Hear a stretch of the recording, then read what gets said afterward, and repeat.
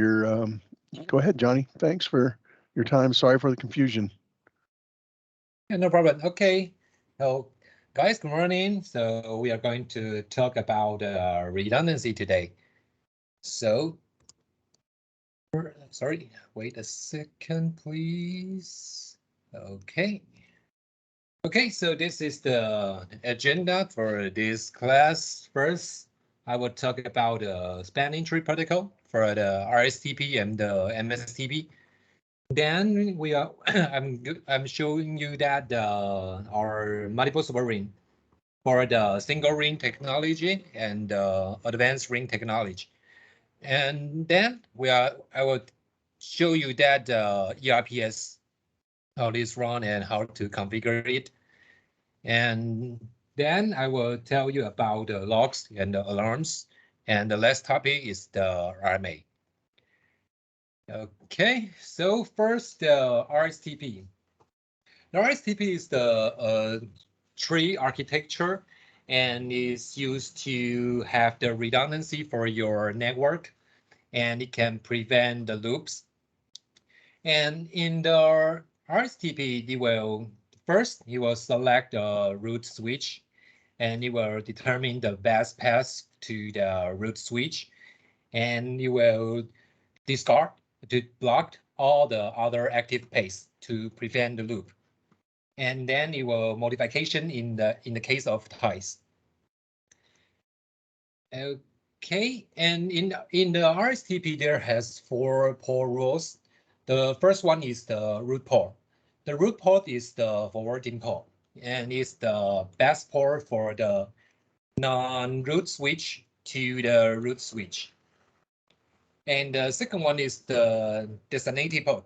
Designated port is the forwarding port as well, and is provide the best path for the root switch to the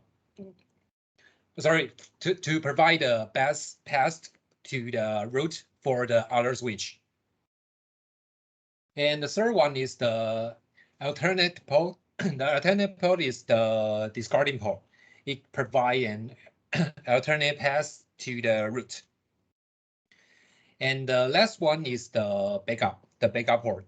The backup port is the discarding port as well, and it provides a backup and the redundant path to the send segment where another port already connected. So if you see there has 2 paths on the switch, the one port will be the designated port, the best path to the root switch, and the other one will be the backup. Okay, and the next one is in the RSTP there has another choice for your port configuration, the edge port and the link types. The edge port is used to connect directly to the anode and will not cause loop. And so the edge port is always forwarding. So you have to make sure that the device that you connect to the edge port will not cause any network loop. And then the link type is meant for the speed. If you use the P2P, the point-to-point mode, which means you use the full duplex for the speed. And if you choose the share medians, then you use the half duplex for the speed. And usually we use the share median for the all device, which didn't support the full duplex mode. But I think now almost all the network devices support the full duplex. So usually we use the P2P for the link type. Okay, so this is the configuration for the RSTP. And the RSTP on our switch is enabled by the default. So if you didn't configure anything and you just open up the switch, it should run in the RSTP. And then you could configure the priority, the max H time, also the hello time, the forward delay time. You could change to the number that you want. And for the port configuration, you could configure the passcode and also the priority for the port, and also the link type. You could choose the P2P or the share median, or you could just use the auto negotiation. And the last one is the admin age. The admin age means if you enable it, which means this port is the edge port. So you should supposedly you use this port to connecting to the endpoint device. After that, you could confirm the state of the RSTP on the website in the information page. You could check about information of the root switch, and also you could check about port information for the role for the port states to check about your link. And also you could check it in the CLI. You could use the show spanning tree summary to know the information about the spanning tree, and also it will show the root the information of the root switch. And if you want to check about the port information, you could use the show spanning tree active. Then you could confirm the port information in the CLI.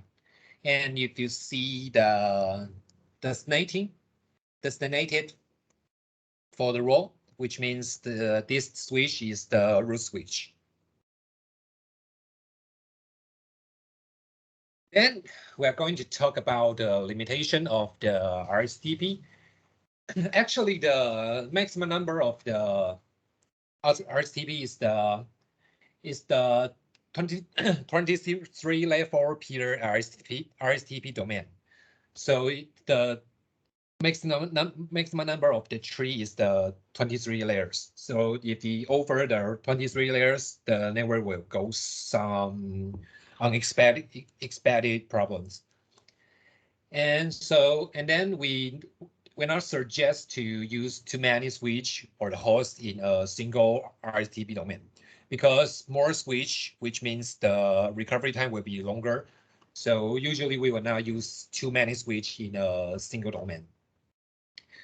And the recovery time depends on the network topology. So if you use too many switch, the recovery time will be longer.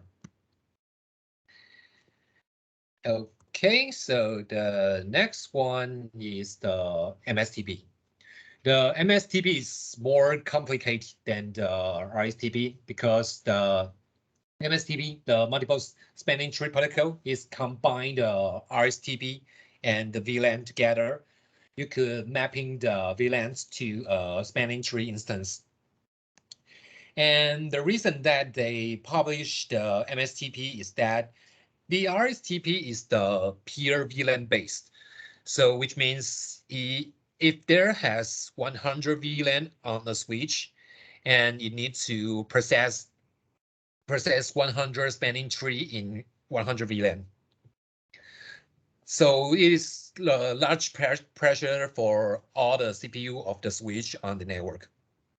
So the MSTP proposed the instance, and it could map in the multiple VLANs into one instance. And the different VLANs in the same instance will use the same spanning tree topology. So you could save the loading for the CPU. Okay, and the MSTP proposed the region conception. It could separate the whole network to different regions, and you won't affect each others. And MST region means it's an area in which the switch will have the same MSTP configuration. And it includes the region names, the region number, and also the VLAN to MSTI mapping, the instance. And MST region should include one or more MSTI and one IST. And we will talk about these two later. Okay, so first is the MSTI, the MST instance.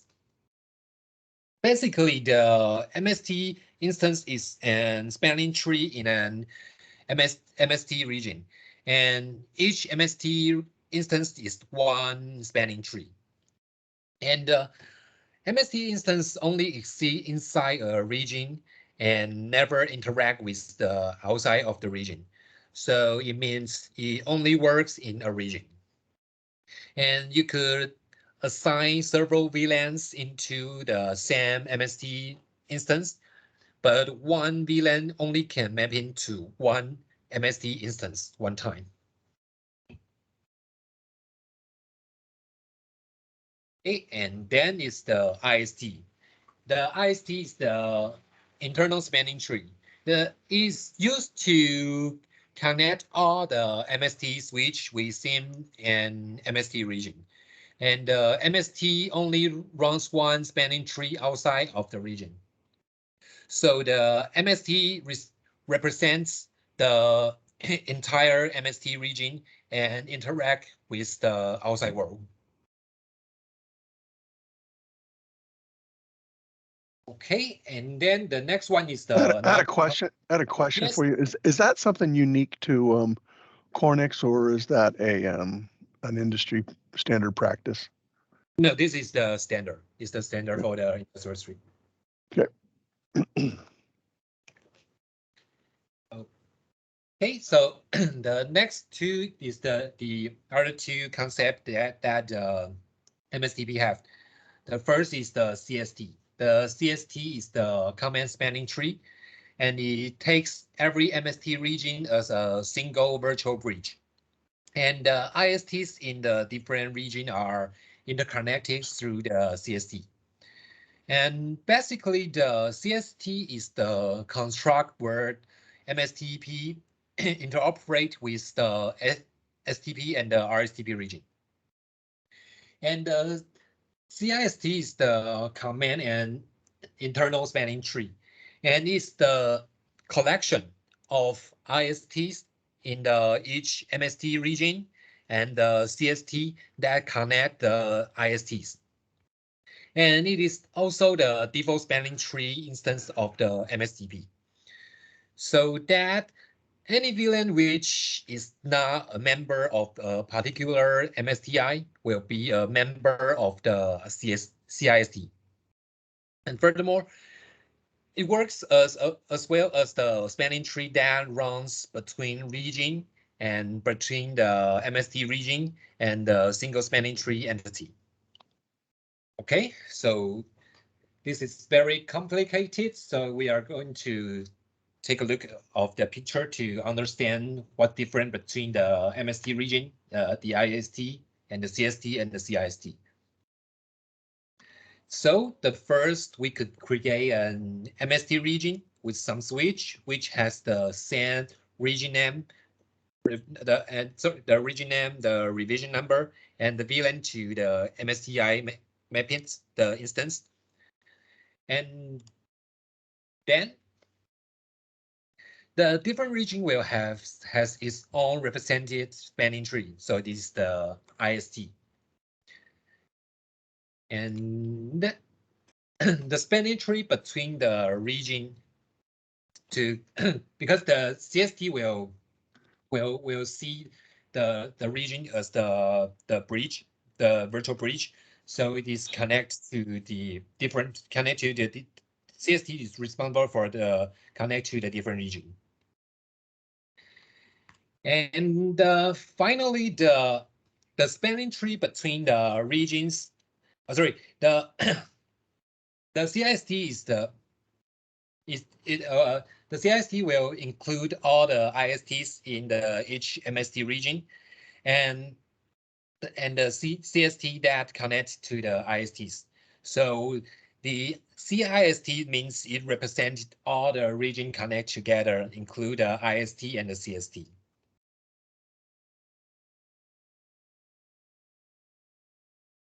Okay, and then this is the advantage of the MSTP. And the MSTP compatible with the RSTP and STP, of course. and it has the redundancy flexibility because you can mapping the VLAN to the instance. And also you could have the multiple regions. You can have the independent multiple spanning tree, and also you have the multiple redundant paths and the load balancing. And the most important thing is that the MSTP increased the maximum volume of the spanning tree.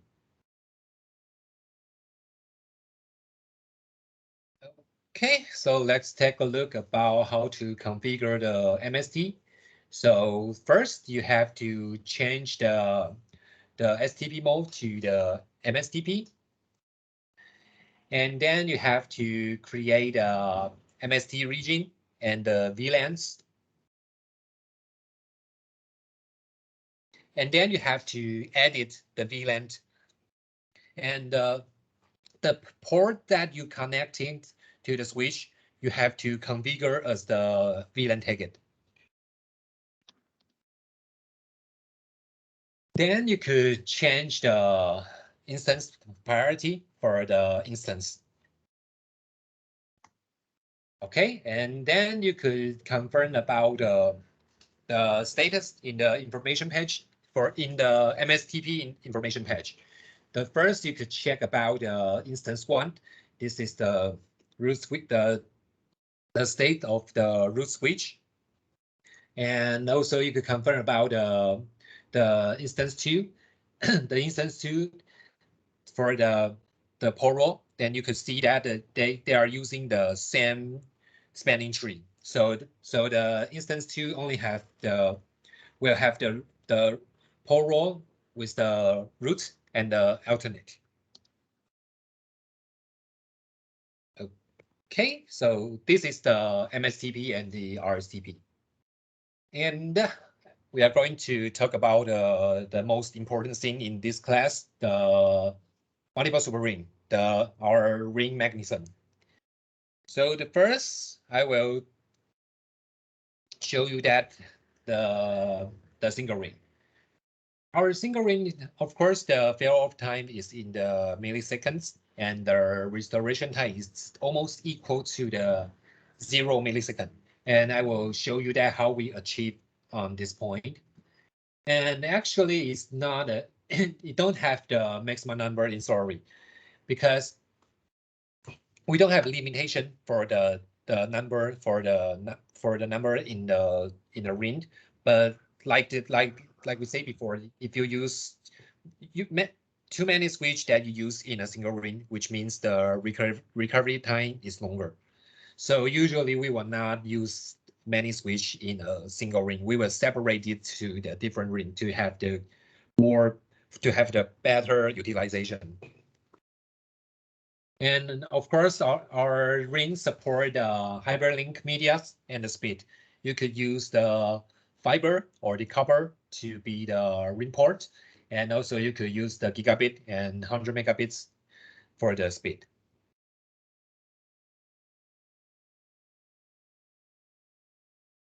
Okay, so I'm going to talk about the detailed mechanism of the MSR.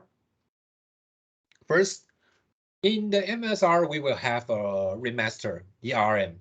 The RM is responsible for the blocking path. And the RM will check if the ring loop by periodical watchdog message. So it will keep sending the watchdog message to check about the link status. And then the blocking path, also we call the blocking path, the backup path, or we call it the blocking path, is used to block the loop while it provides a redundancy. So the RM will responsible for the blocking port. Okay, and then I'm going to show you that how the rings recover from the failure. So in the normal time, the ring master will send the watchdog message periodically to check about the link status. And then when there has the link broken or a node failures, the ring master will discover the failure and then it will recover by unblocking the blocking path. And then all the switch will has the topology change. And originally the video stream will use the right-hand side to transmit the data back to the control center. And when there has the link failures, the video stream will change to use the RN will unblock the blocking port, and then we will have a topology change, and then the video stream will change to use the other side to transmit the video stream back to the control center. Okay, and then the earlier remaster noticed the failure. It means it could have faster it recovers, and we will talk about this later.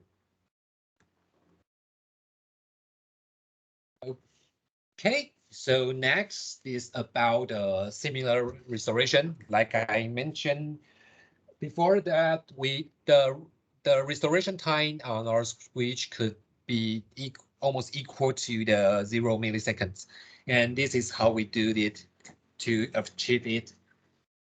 So the remaster will send a watchdog to check about link status, and then when there has the link failed, and then the remaster will unblock the blocking port, and the ring will change to the abnormal status, and the whole network will have a topology change to change the transmission path. And then the remaster will change to the switch next to the broken link. Sorry, to the broken link. And then after the link is repaired, the RM will notice the ring is repaired, of course, and it will block the backup path directly. It won't change back to the original switch and block the original blocking path. It will move to the next switch to the broken link and just block the broken link. And that means the switch don't need to change the transmission path once again, so we could have the seamless restoration time. That's how we achieve it. Okay. And then this is about how we have a better network utilization. So if you want to have the better network utilization, you could choose the remaster on the farthest switch from the control room. And I will I will talk about an example for this to help you to know what's the difference between that. The first one, if we choose the nearest switch from the control rooms, and when there has a link failed, that means all the switch in the network need to change the transmission paths to use the other side to transmit the data back to the control center. But if you choose the farthest remaster in sorry, you choose the remastered on the farthest switch, then it means when there has the link failed, only these three switch need to change the transmission path back to the control center. These switch didn't need to change the transmission path. So you could have the better network utilization with choose the remaster on the farthest switch from the control room. And when you trying to do this, you could use two ways to achieve this. The first, you could change the device priority. The RM is the switch with the highest priority. So you could change the device priority to make a switch to be the remaster. And also you could configure the blocking path manually by the path cost. The port with the higher path cost will be the blocking path. So you could increase the cost of the path to make it to be the blocking path. Okay, so next one is about flexible media. Yeah, of course the MSR support with the different link type with the you can use the copper, you could use the SFP, and you could use the different speed. And also if your switch didn't have the enough fiber port, and you could use the converter to convert the copper port to the fiber port, and the MSR could work in this topology as well. Okay, so next one is talk about the configuration for the RSR, the single ring.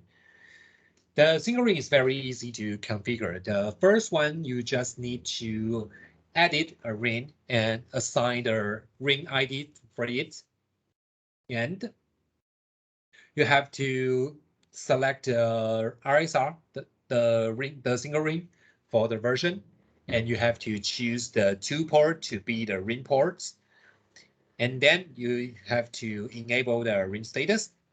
Then you can click the applied, and then you could go into connecting the physical cable, and the ring is working. So it's very easy to configure. And then after you create the ring, you could go to the information page to check about the informations of the ring. You could check about which switch is the remaster, and also you could check about the status. The normal means the ring is in the normal state, and when there has some problem for the ring, it will shows the abnormal for the status. Okay, and also you could confirm the ring status in the CLI. You could use the show multiple super ring, and with the ring ID that you configured, then you could see the ring status of the ring.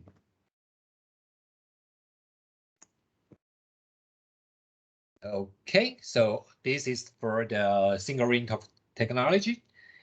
And then I'm going to talk about advanced ring technology. So not only the single ring, the RSR, rapid super ring, we also support the single ring with the trunk port. You could use the port trunk. You could use the port trunk to be the ring port. And also we are not only support a single ring on a switch. You could use multiple rings on one switch as well. And then we have RDH, the rapid dual homing is another redundancy with the third-party network. And finally, we have the superchain is the other redundancy mechanism which use the other network to have the redundancy. Okay, so first is the chunk ring. The trunk ring means you use the port chunk to be the ring port. And so first you have to configure the port chunk, the LACP, and then you have to create a ring, and you need to choose the lowest number of the port to be the ring port for the ring configuration. Then you could have the chunk ring. What do you mean lowest number? The lowest number of the port. Like number one, like port number one? Yeah, number one, yeah. For example, if you use the port 123 to be the trunk, then you have to choose the port 1 to be the ring port.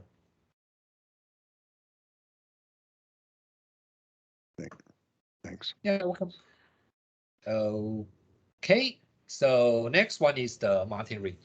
Actually, the multi-ring just means you could use not only one ring on one switch. So one switch you could you could have 2 or 3 or 4 ring, and it depends on the port number that you have.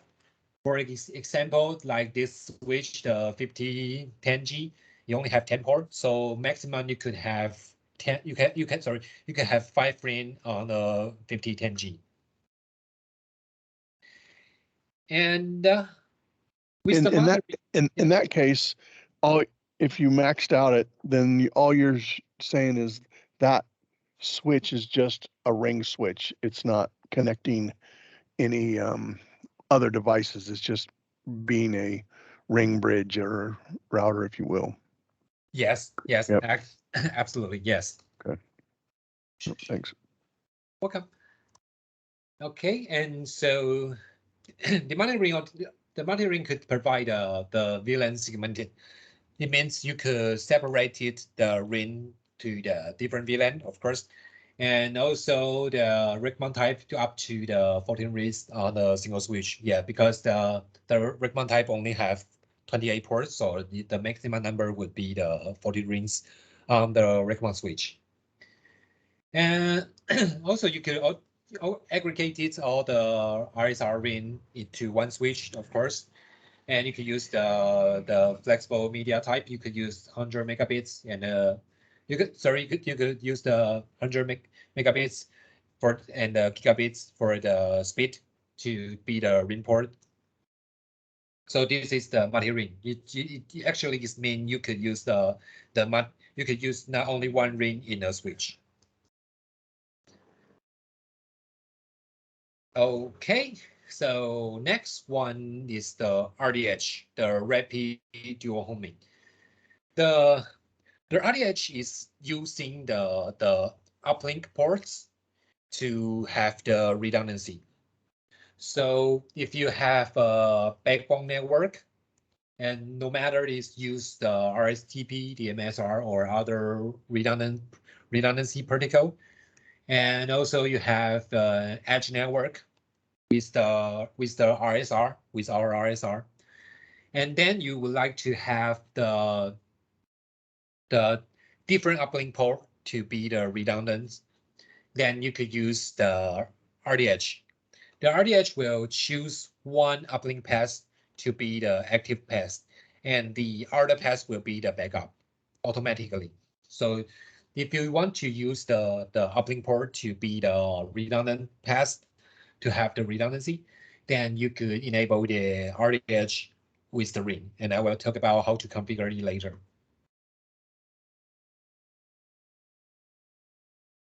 Okay, so this is the advantage of the RDH. It's very easy to configure it because you just need to enable it with the ring.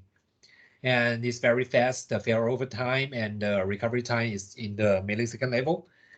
And also it's flexible. You could have the multiple backup links. And also it's very smart. You will always run in on the highest speed uplink. And it's robust. The uplink can be the trunk or more robust, and also you will auto recover your network when it's broken.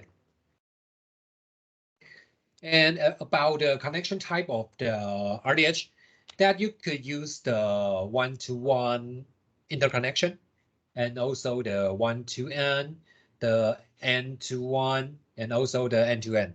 So actually could connect all the uplink that you want and enable the RDH to have the redundancy. And also you could use the port chunk to connect to the other network. And also the RDH could be the redundant to use this trunk port to be the redundancy, to have the redundancy, sorry.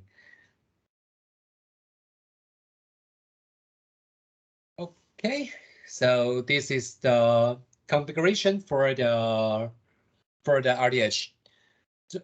So actually the RDH, you just need to enable it with the ring. So first you have to create a ring and then you could enable the RDH, and then you could connect it, the uplink, and have the redundancy. And for the port configuration, you could manually to choose which port is the uplink port. But usually we will use the auto detect to prevent that if you connect a port that is the connecting to the other, you connect two ports to the other network and you forget to configure the port configuration, then it might create the network loop. So usually we will use the auto detect for the RDH. The other items there under your ring configuration, the device priority, ring port, path cost, are those auto selected or did you have to select those? No, actually, all of this configuration have the default value. The default priority for the device is the 128, and the passcode is the 128 as well. So all this configuration is the default settings, and normally you just need to choose the ring port for to choose the ring port, and it may enable the ring status. Then you could use the ring. Gotcha. Okay, so this is the RDH. And also we attach all the COI command in the slide. So if you want to try by yourself, you could refer to the slide and I will send you the slide later. Okay, so the next one is the superchain. Our superchain is used the other network to have the redundancy, and you have the better flexibility, the scalability, and the compatibility. And I will talk about it later. And it's easy to configure, like the RSR. And in the superchain, we will have two rows for the switch. The first one is the border. The border is the edge switch to connect to the other network. So we call the uplink the port which connecting to the other network. We call it the edge port, and one of edge port would be the plugin pass, and it controlled by the border switch. And the other switch in the superchain will be the member. So for the superchain, the minimum of the superchain you need to have the two switch to be the border port. To be the border switch. Then you could have the no matter how many member that you need, you could put it inside and configure as the member in the superchain. And the superchain can work with the third-party network, no matter that you use the STP, RSTP, MSTP, or you use the ERPS, or you use the MSR in the third-party network. The superchain can connect with it, and you only make sure that the VLAN can communicate with the other network. Then you could have the redundancy with the third-party network. Okay, so about flexibility. So first you could have a main ring with the MSR, and maybe the customer need to increase the devices. So they want to add a new switch, but you don't want to put it in the same ring. Then you could use the superchain to have a redundancy, but you won't affect the original ring that you have. And also you could edit more superchain on the superchain. So the flexibility has a better flexibility that you could connect the whatever you want. And then about selectability. So it actually is the same case. If you have a original network and you want to edit the new switch, and also you would like to have the redundancy with the new switch, so you could use the superchain to connect to the old old ring, and you could have the redundancy as well.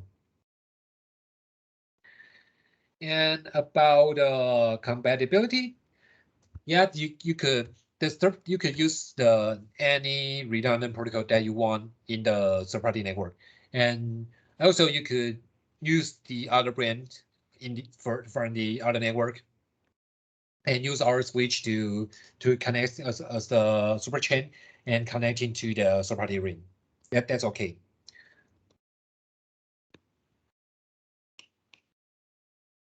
Okay, so I'm going to talk about how to configure the superchain. The superchain is almost the same as the RSR, the single ring. You need to create a ring and assign a ring ID, and then the difference between them is that you have to choose the superchain for the version, and then you just need to configure the ring port, the two ring ports for the superchain, and then you could enable the status. And then for the superchain, you have to configure the role for the switch. You have to decide that which switch will be the border switch and which switch is the member. You have to configure it is the border or the member. And if the switch you configure as the border, you need to configure the edge port. And the edge port should be the one of ring port that you configure. Okay, so after that, you could go to the information page to check about ring status as well, and it will shows the version is the RSR or the superchain in the version, and also the role. This switch is the remaster or the non remaster, and also about the status. The ring is normal right now or is abnormal right now. Abnormal right now, and also it will show the which switch is the remaster. And also you could check about this in the COI as well.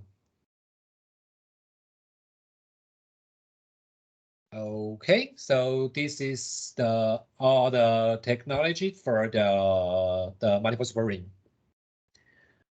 And next we are going to talk about the ERPS, the Ethernet Ring Protection Switching. Okay, the ERPS is published by the ITUT, then the standard number is the 8032. And they published the version 1 in 2008. And version 1 only support the single ring. And version 2 is published in 2010, and it support the subring. And in this class, I will introduce both the single ring and the subring for you.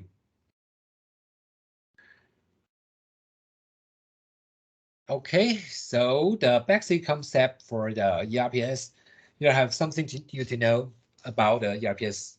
The first one is the ERPS ring. It's composed by the layer 2 switch, of course, and which has the same management VLAN. And the ERPS ring would have the major ring and subring. And the subring only available in the version 2.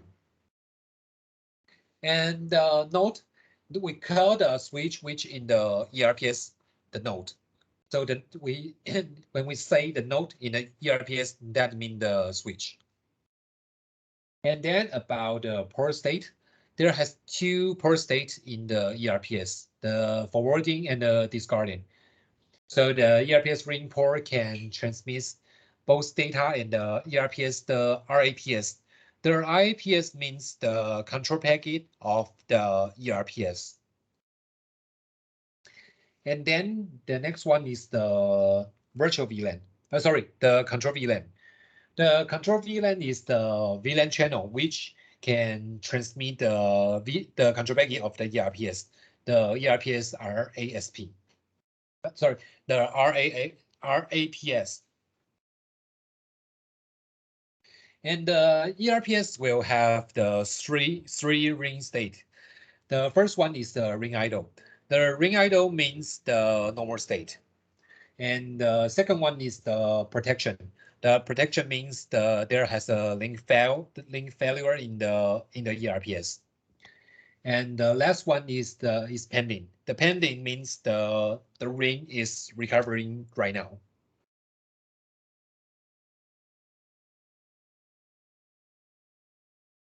Okay, so before we start, the first I will talk about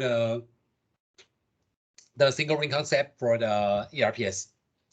So for the version 1, the ERPS will have a RPO, the ring protection link. The ring protection link means it will be the blocked under the normal condition. So the RPO link means the blocking path. And then we will have a RPO owner in the ERPS. And the RPO owner is responsible to block the traffic over the RPO, and will block the RPO when the ring. It will unblock the RPO when there has a failure in the link. And with the ERPS v2, we will have another role is the RPO neighbor. The RPO neighbor responsible for the block the port which connecting to the RPO port as well. So for the V2, they will have two roles to control about the blocking port, the RPO owner and the RPO neighbor.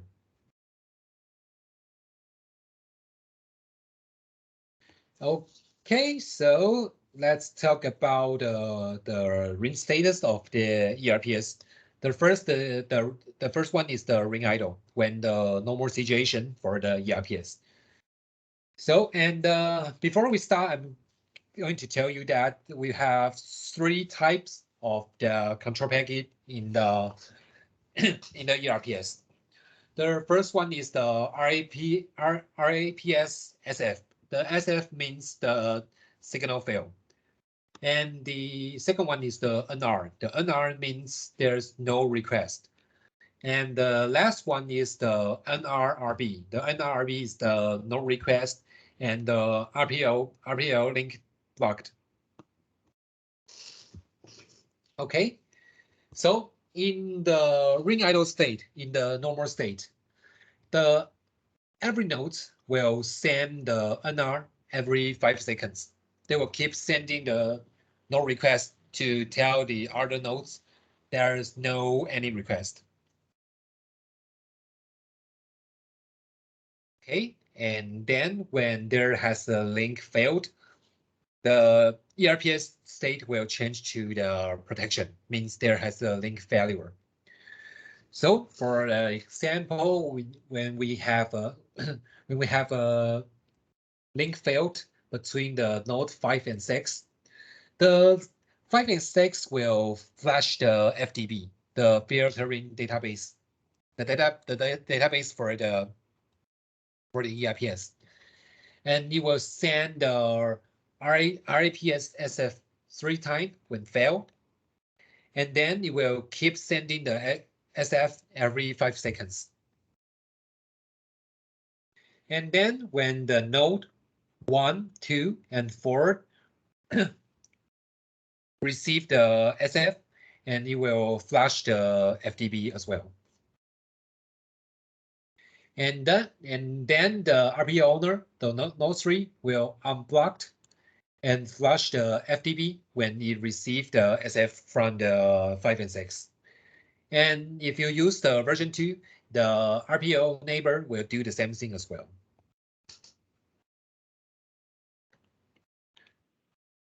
Okay, and then sorry, before we are going to talk about version 2. First, I would like to introduce about the revertive and the non-revertive mode. The revertive mode means, sorry, the revertive operation. The revertive operation means that the nodes will wait for the WTR, the wait to restore timer until it expires, and then you will reblock the RPL port on the RPL owner. Sorry.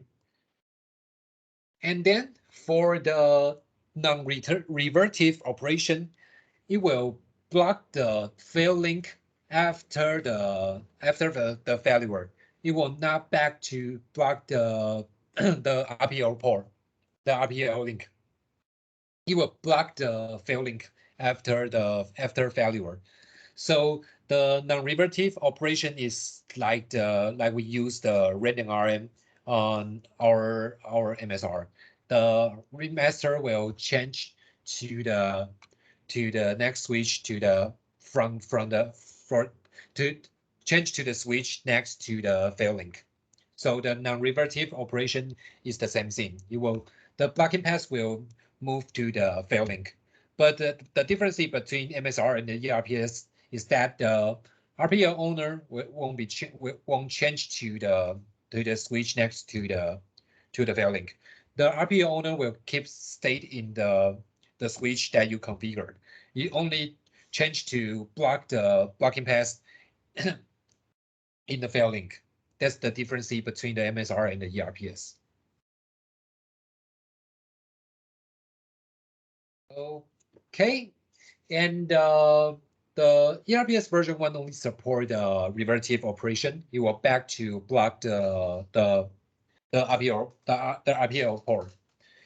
And the version 2 support both of them. You could choose you want to use the revertive operation mode, or you want to use the non-revertive operation.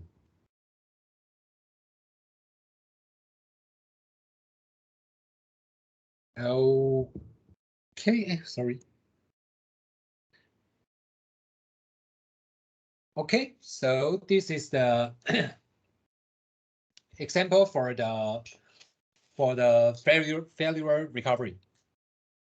So the first, when the fail link recover, the node 5 and 6 will activate the guard timer when the fail link recovered, and it won't accept any control packet from the other nodes before the guard timer expiring. So the guard timer is protect the switch to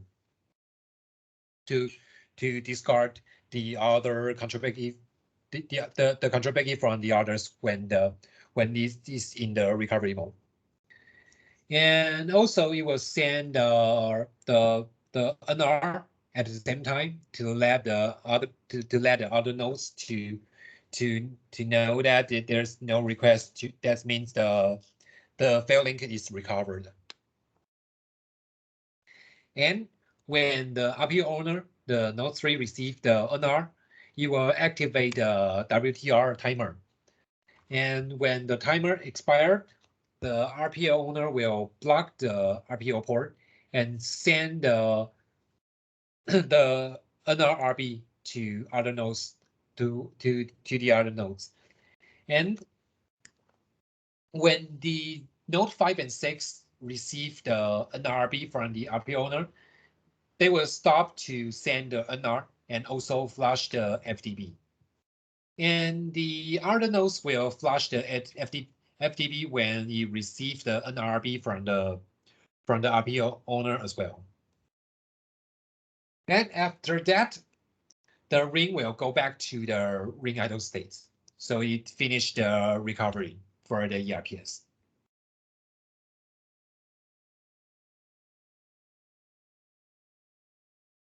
Okay, and then we are going to talk about the new scenes in the V2.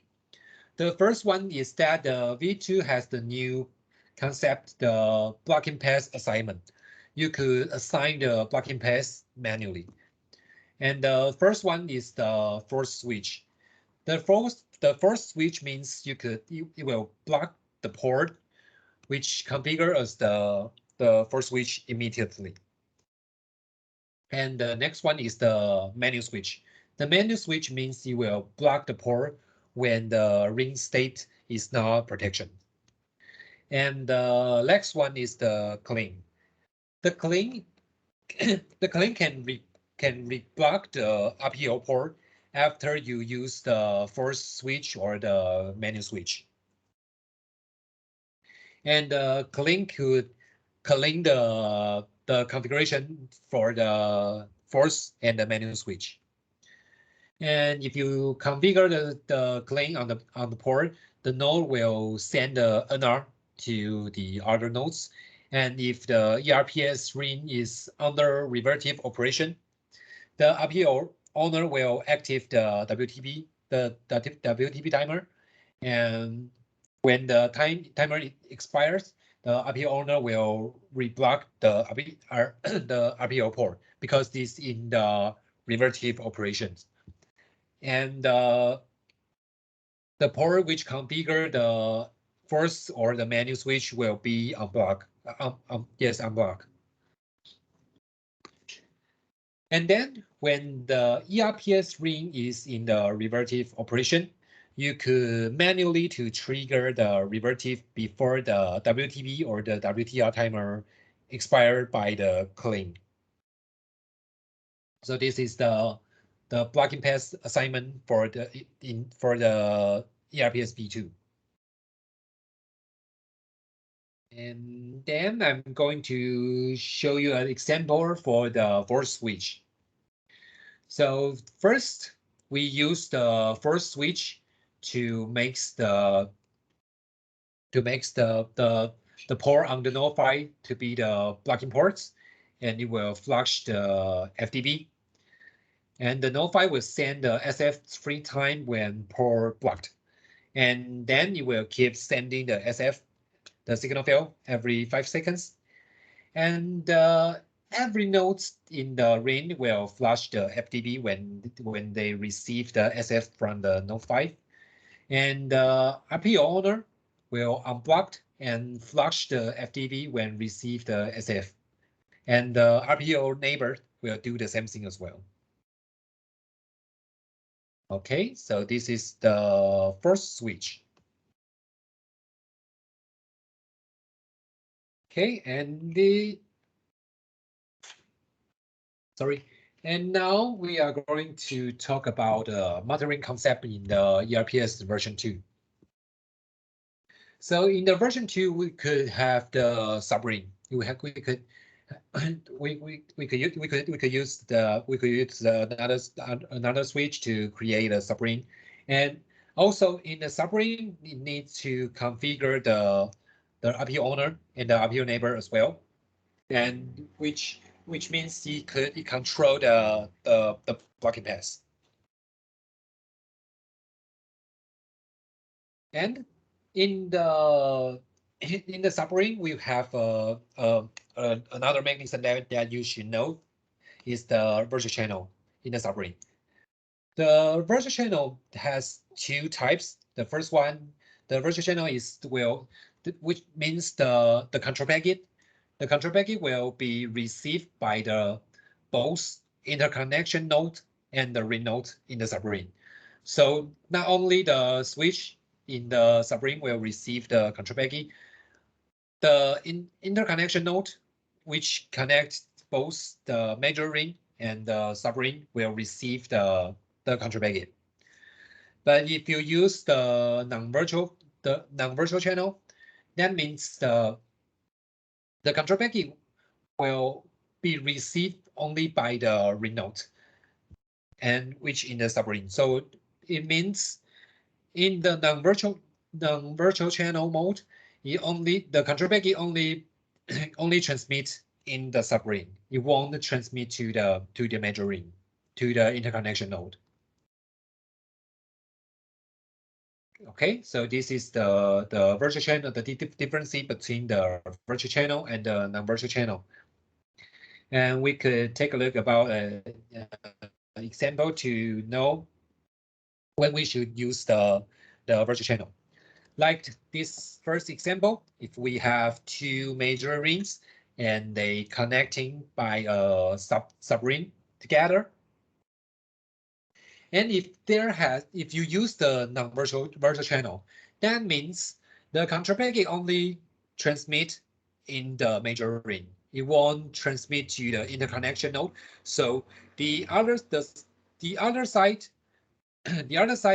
will not know has a link fail in the. For example, if the major ring 2 has the link fail in here, but the major ring 1 would not know there has a link fail in the major ring 2. So in this case, we need to use the virtual channel to make the control packet in the subring to transmit to the interconnection node. Then it will transmit to the other side to let the other ring to know there has a link fail in the original ring. Okay, so this is the virtual channel in the subring. Okay, and then let's take a look about, so first I will start with the ring idle, like we talk about the single ring.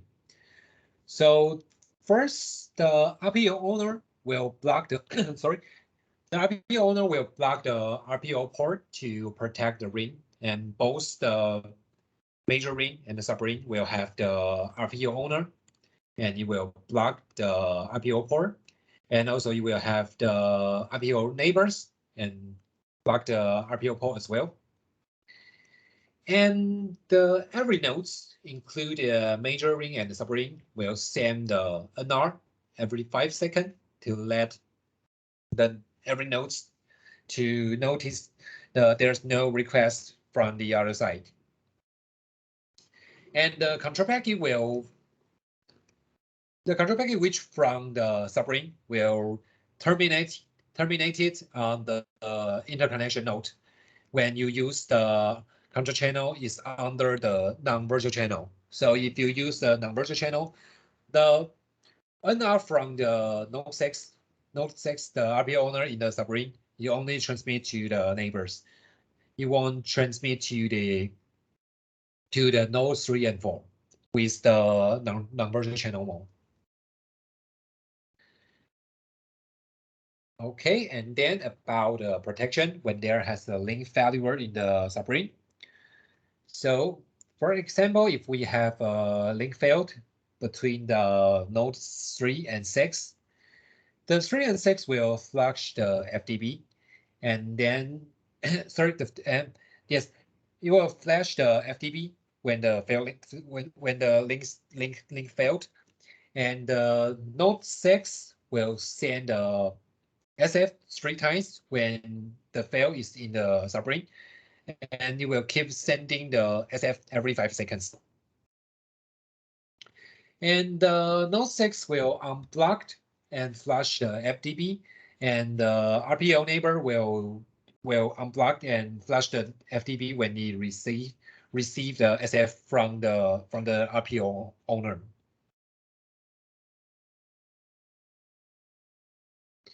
Okay, and the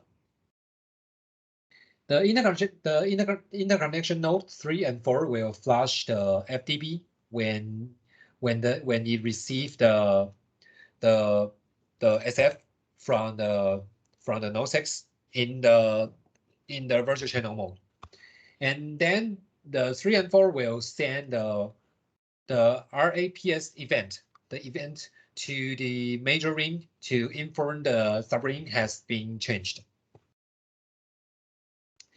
And every nodes will flush the FTP when the RAPS event received in the major ring. Okay, so this is what the switch will do during the link failure.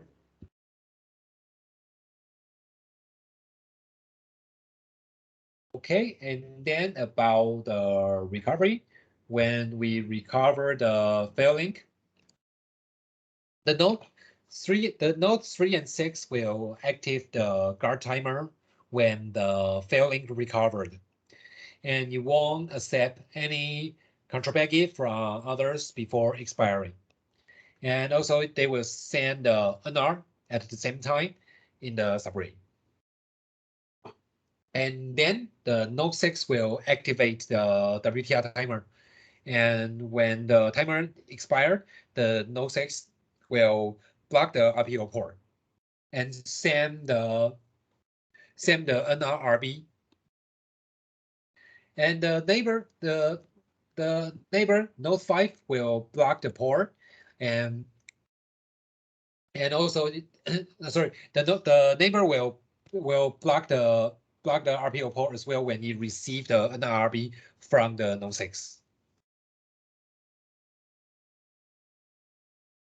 Okay, and then when interconnection node 3 and 4 receive the NRB from the 5 and from the RPO owner in the subroutine, you will flush the FTP as well, and then you will send the RAPS event to the other switch in the major ring to inform the subroutine has been changed and ask them to flush the FTP. And the every node will flush the FTP when you receive the RAPS event in the major ring. And then after all the scenes, the ring will go back to the ring idle mode. Sorry, the ring idle state. It means the ring is back to the normal. Okay, so this is how they work in ERPS for the normal state, the link failure, and the recover. And then I'm going to talk about how to configure the ERPS on our switch. So first you have to configure the ERPS instance. And then we are going to configure a single ring. So first we could configure the RPO owner at first. And you could choose because in this case we are create a single ring, so we could choose the version 1, and ring state for it's the major ring, and the role because we are configuring the RPO owner, so we choose the RPO owner, and you have to choose the control channel for the control packet. Then you have to choose 2 ring port for it, and also which port to be the RPO, to be the blocking port, and also the instance. And then we could go to configure the ring node. The only difference between the RPO owner and the ring node is that you have to choose the ring node for the role, for the no role. And the other thing you could use the same setting as the ring, as the RPO owner.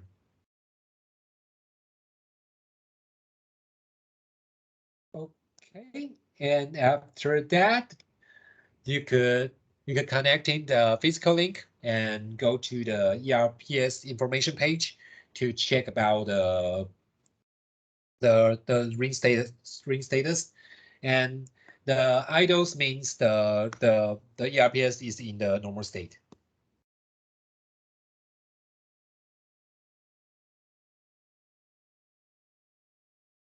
Okay, and the next example is that how to configure the subring.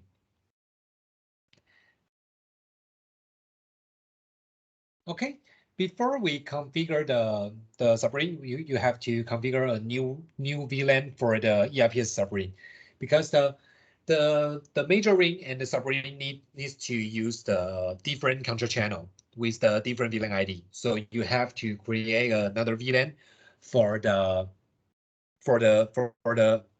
subring. And the port that you connect to the subring, you need to configure the VLAN ticket.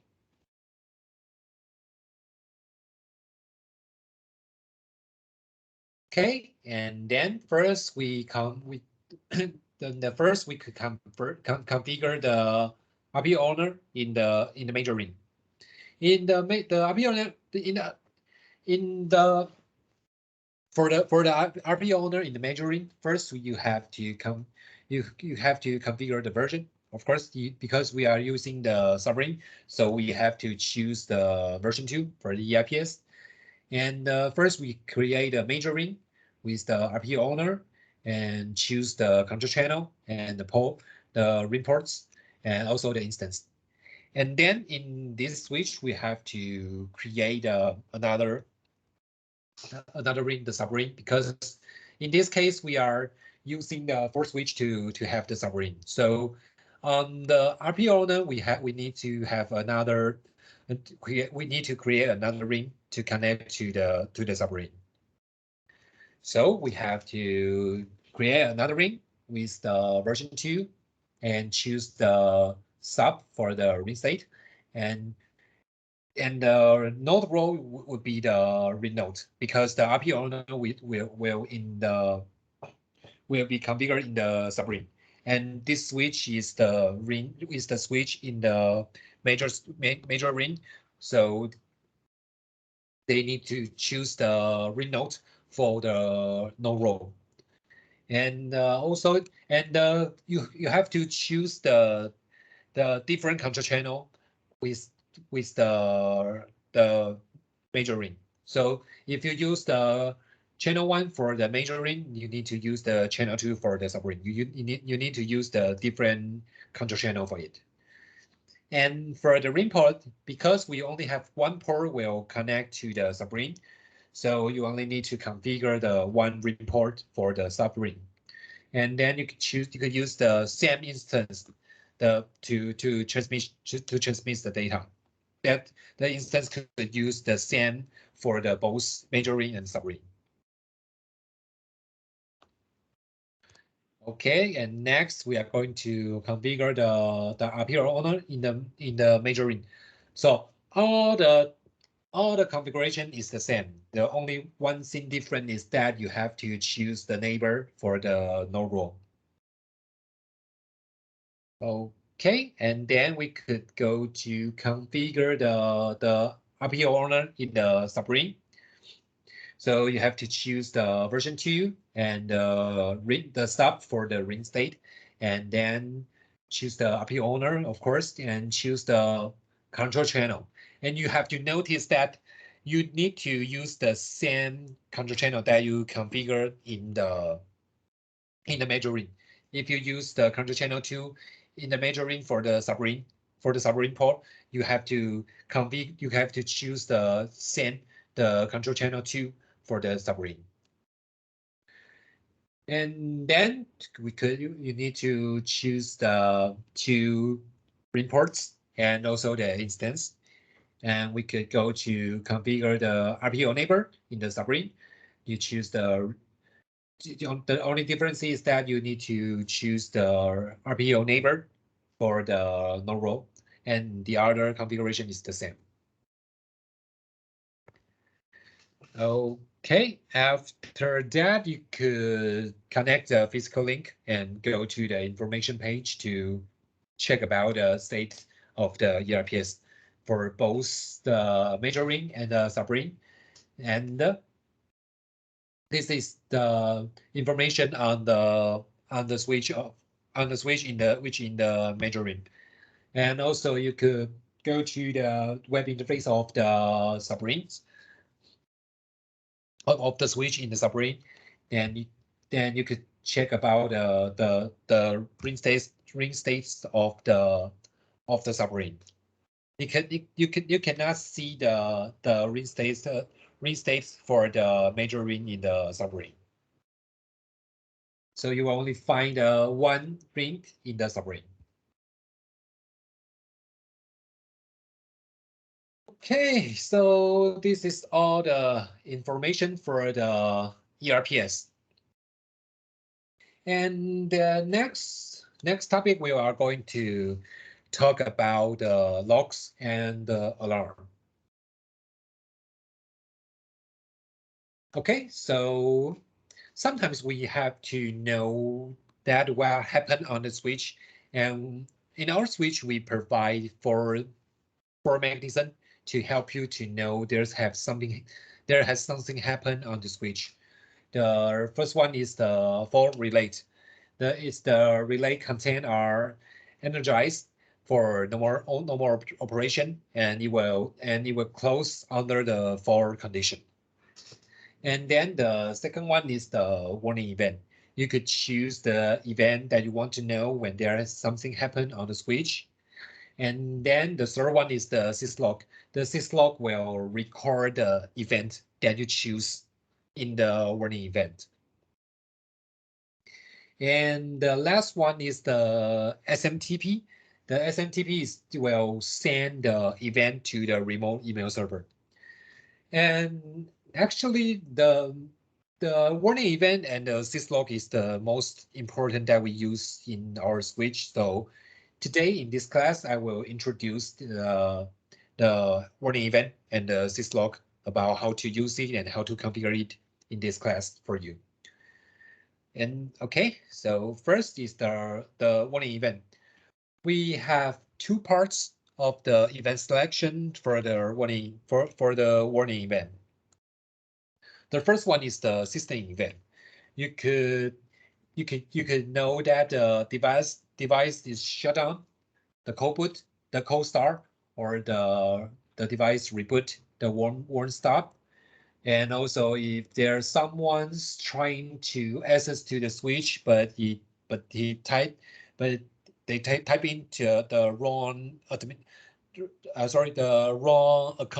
account and password, then it will record an event for the authentication failure. And also you could have the time synchronization failure. And sorry. And you could know that about failure for the power and also the for relay enabled, or there have something change in the digital input. And also there has the ring event in the switch or the SFP event, and also the loop protection enabled. And this is all the system event that we have and that we could choose for the warning event. And the second part is the port event. In the port event, you could choose for the link states, you could choose the port link down or link up or the both to send the event to let you know. And also the PoE event with the PoE power ring enabled or not. And also the port security. Okay, so this is the port event that you could configure. And then after you choose the event, then you could go to the syslog configuration to enable the syslog. So for the syslog, you could choose you want to record the log in the switch in the local, or you have the remote syslog server to receive the log from the switch, then you could choose the remote. Or you could use the both. You will record the event in the log in the switch, and also will send to the remote syslog log server. And if you want to send to the remote syslog server, you need to type in the IP address of the remote syslog server.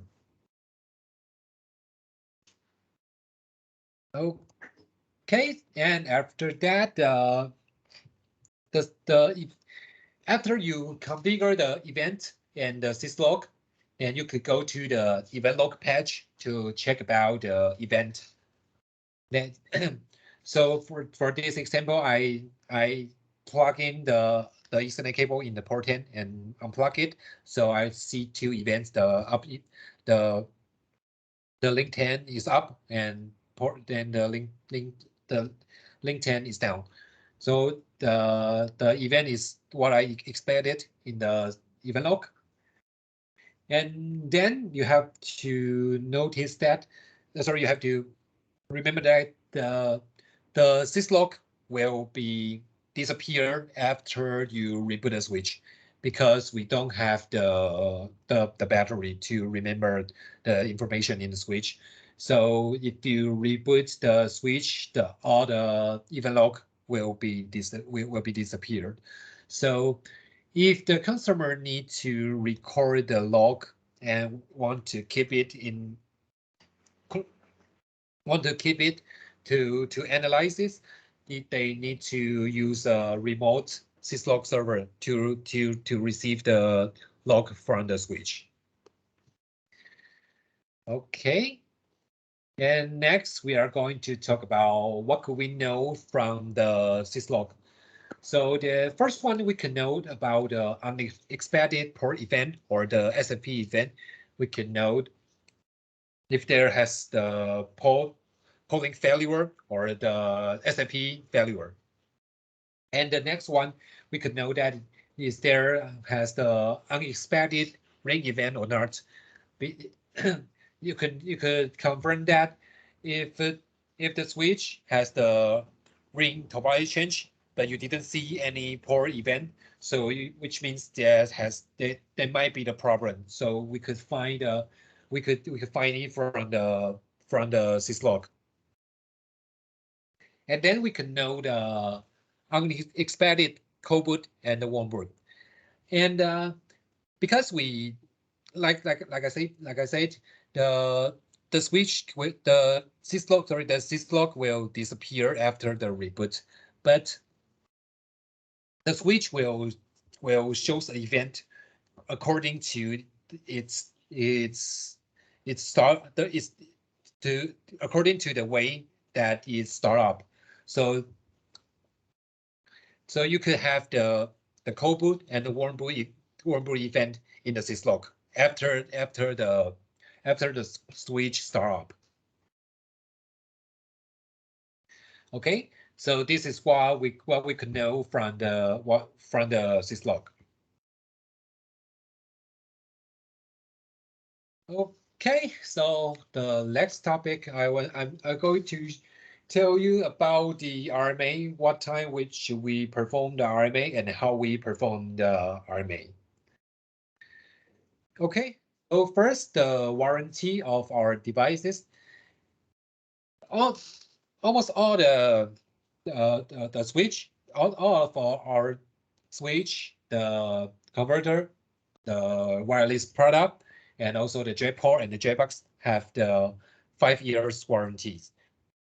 And only for the accessory, the power supply will have 3 years warranty, and the SFP and the antenna for the wireless product only has 1 year's warranty. And then this is the official. I had a question before you go on that last slide. There are, from Bear's perspective, that power supply, is that a Meanwell power supply? Do you know the manufacturer?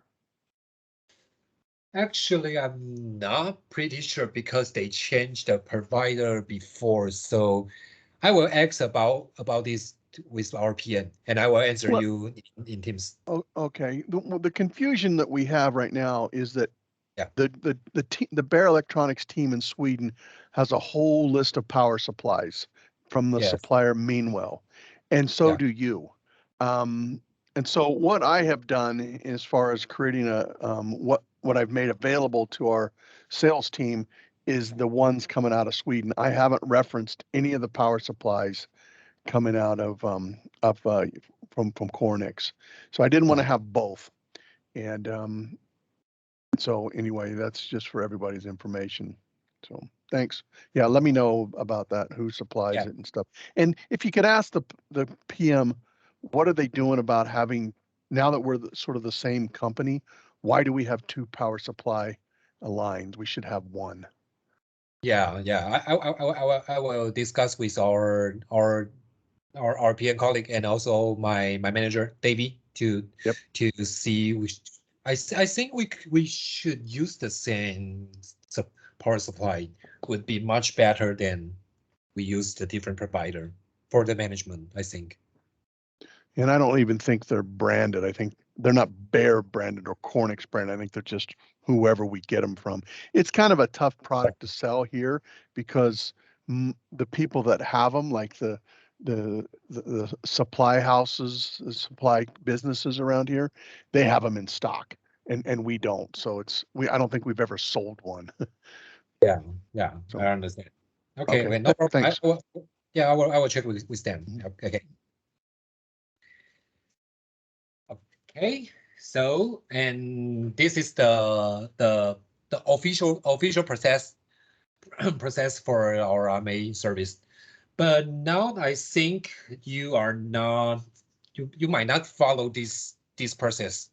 I think if you have the customer require for the RMA service, you need to ask them to fill out the RMA request form, and you need to send the RMA request form to our RMA team, and our RMA team will assign an RMA number for you, and then the customer are able to send the RMA device back to us for the repair.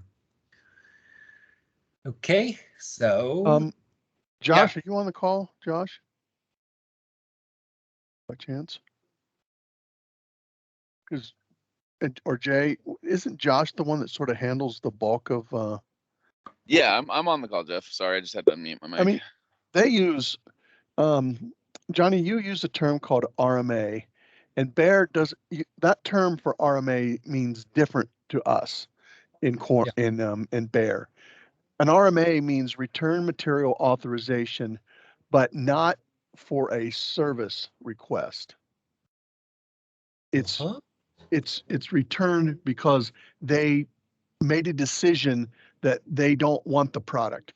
Maybe they bought it and their customer decided they don't no longer want it. And so they're asking us if we'll take it back. And for us, that's an RMA process, and that has a lot of rules around how we do that. What you're referring to here in RMA is, I think, how most of the world uses RMA.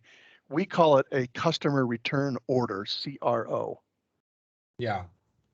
So, and Josh usually is the one that, and maybe Tony does too, but I think it's Josh, you were the one that sort of taken front end on that. Yeah. Correct? Yep. So we try to make a decision early on when a customer, whether it's a hardware failure or a software related issue. And if it's a hardware, then it takes a different path to resolution. Yeah. And so I think that's what you're talking about here. Is that correct? Yes. All right. Josh, does this, I mean, I don't think we've ever had a Cornix RMA that, a CRO that I'm aware of. No, we don't repair the Korenix products here. That would go over to Kyle's team, but I don't That's think what I mean. even they handle any of the Korenix repairs. I'm wondering why maybe that's an issue we need to figure out how to solve. Because I would think that we would. In some cases, we probably wouldn't repair them. We would just replace them under warranty. Like if it's a very small, low price product, it's probably not worth the effort and the cost to ship stuff and all that. Just replace it. But how do you deal with that, Johnny? How do you deal with what to repair and what not to repair? Just replace. Yeah, I will talk about you. I will talk about you later. I have a slide for you, to let you know what kind of situation that we will decide to let the customer send the device back to us to repair. Okay. I wonder if I should engage Kyle on this at this point. Maybe I can invite him to join. But, okay, Go ahead, Johnny. Okay, thank you. And I think I have to confirm with our. I just discussed about this with our RMT a couple days ago, and because there have a lot of new rules, because we have the USA and we have the Europe to own by the sales and the support and they would like to have the repair center in the local, I think. So maybe there will have some change, but now I think we will follow the old rules to send the request for our RMA team. Yeah. Okay. So next one is the RMA form. In the RMA form, the customer need to fill out the company name and the contact name, and also the phone and email. And the most important thing is the address, because we need the address to send back the device that repaired. And then for the return product information, the customer need to fill out the model name, the serial number, and the symptom code. The symptom code is in the bottom of the RMA font. The customer could follow the description to choose the right code for the symptom. And also we will ask the customer to fill out some detailed description for the situation that he thought on the device, to let us know what happened for the device. Okay, and the next is when we will perform the RMA. Johnny, Yes. Could you go back 2 slides? Kyle joined. I asked Kyle to join. Yeah, right there. Kyle runs our service organization here, and Kyle, we've been going through this morning with Johnny and on a series of stuff about training, and he's got to this RMA thing, and I wasn't really aware that we were going to talk about this. I guess I didn't see it, but I thought you should be aware that their term RMA is like our CRO. It's a return process, and I was asking Josh. I don't know if we've ever taken back Cornix products here and dealt with them on a repair perspective. Can you comment on that? I have not repaired Korenix here. From my understanding, they were a low dollar item that would have cost more to repair than it would be to buy something brand new. Well, some of them true, but they have some pretty expensive stuff. They have things that get into the, multiple thousands of dollars. So, well, I guess it would be again, from what we've sold to our customers, there hasn't been anything worth repairing. Okay. So we don't have any spare parts here. We don't have anything here to create a service case for a Korenix part, even though we sell Korenix parts. Okay. Well, you can maybe just listen to what Johnny's saying. He's explaining the Cornix process of RMAs. So go ahead, Johnny. Okay, sure. Okay, so this is when we will perform the RMA. So the first one is the DOA, of course, the dead on arrival. And the second one is the hardware issue. If the customer realize that there has the boot failed, that the switch cannot start up, and also there has the communication problem for the port issue, and also the LED failed. So these three is the most hardware issue that we saw before in our experience. And the next one is the software issue. The software issue should be the firmware crash. The customer cannot start up the switch and you see some error message in the CLI. Then he cannot boot the switch. They cannot start up the switch and make it work as the normal. Then we will ask the customer to send back to us to fix it. So these three parts is most that we have the customer report and ask for the RMA service. Okay. And then this is what can we try to do to see if they help to reduce the problem for the customer.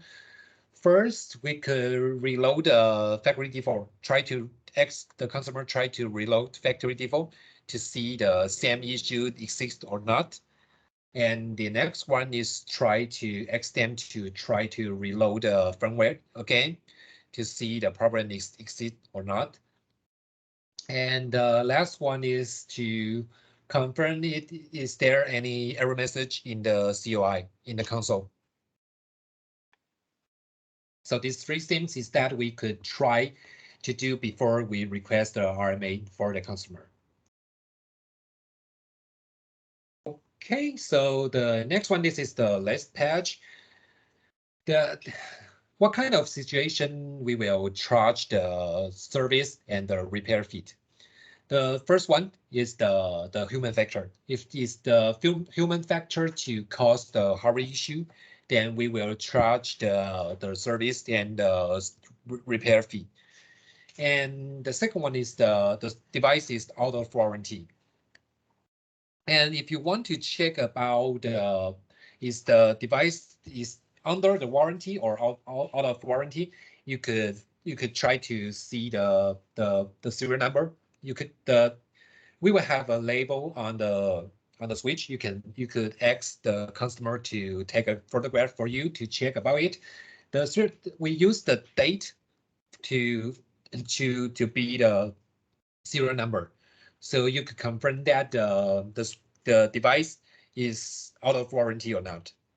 So it's a easy way to let you know the device is out of warranty or is under the warranty. Okay, so this is all the information for today. Do you have any? Can you go back to that slide? So Yeah. this says that this product was built the 5th of November in 2017. Is that how I'm interpreting that? I think the last two number is the number for the device. It's not for the date. Only the month is 2017. the January or this October? December 11. Sorry, October 11th. Yeah. October 11. Okay, and then the 05 is what?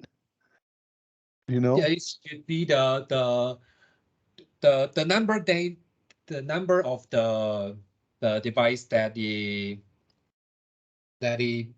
made, the number of yes, the number of the device made in the same, how can I explain it, in the same time, like this the fifth. Like a batch or something. So in this, Yeah. in this run of particular products, you guys made 5. Yes. Okay. Yes. This is the meaning. Yeah. You made 5 of the JetNet 7310G on that date. Yeah. Okay. Is it that 5 were made, or this is the 5th one made, so that each serial number is unique? Oh, I think it's the 5th one made. That makes sense. Yeah. Right. Guess you can't make more than 99, right? Yeah. In one day. Yeah, but Okay. I can check about because they might change the rule of the serial number. So usually I only see the years. I only confirm the years, and because the actually warranty date is follow the invoice.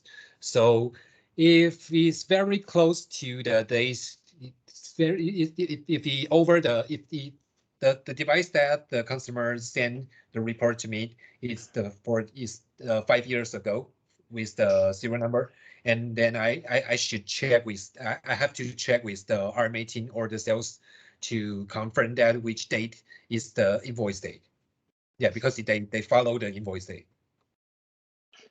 Johnny, do you have any idea about how busy are your service guys with respect to your repairing products? We've never seen any here hardly. So do you see a lot? Actually,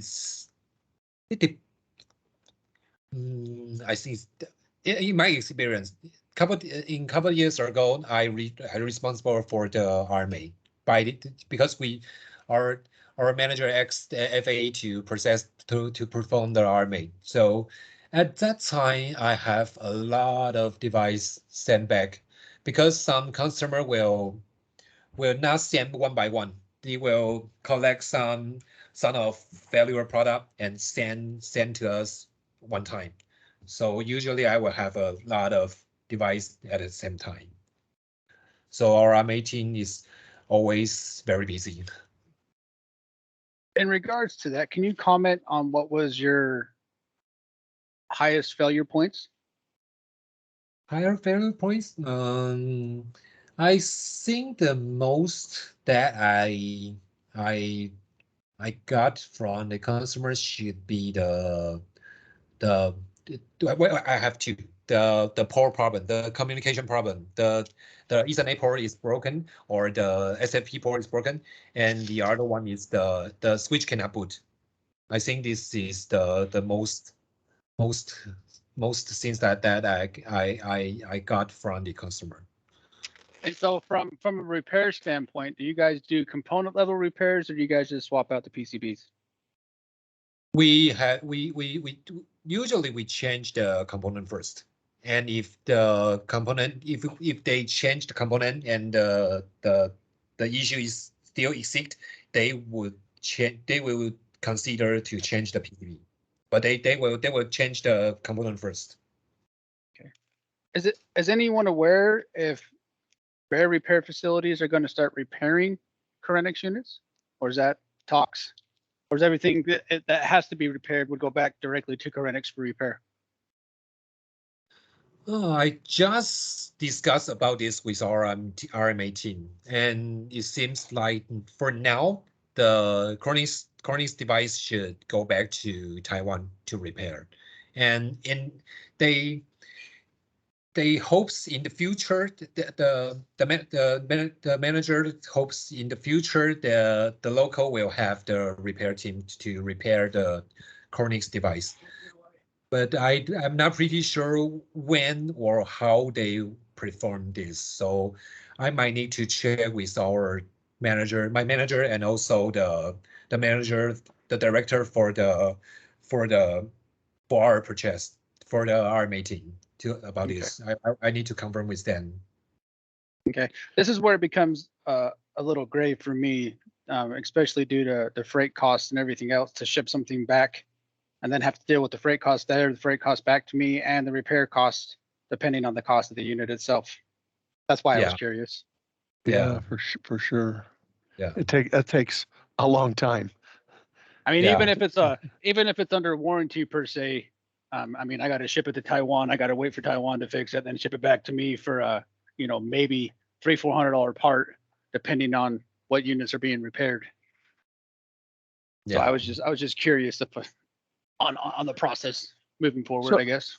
I get my question then, Kyle, is what do we just wait until we have a problem, or do we try to be proactive here and try to figure out what we're going to do when we get an eventual repair request for one of these parts? So it's going to be, I assume, something similar to like the H series was. We never stocked anything for the H series because they were so inexpensive. But if we start selling high dollar Corenix parts, then I am going to say that we need to have something here to repair the high dollar parts. Mm-hmm. Low dollar, under $500 items, I would consider a scrap. If it's a warranty, I'd ship a new one per se, right? Mm-hmm. Just take it out of inventory and ship them a new one if it was that bad, and then I'd reach out to Corenix for a credit on a bad product rather than try to repair it or hold inventory of PCBs.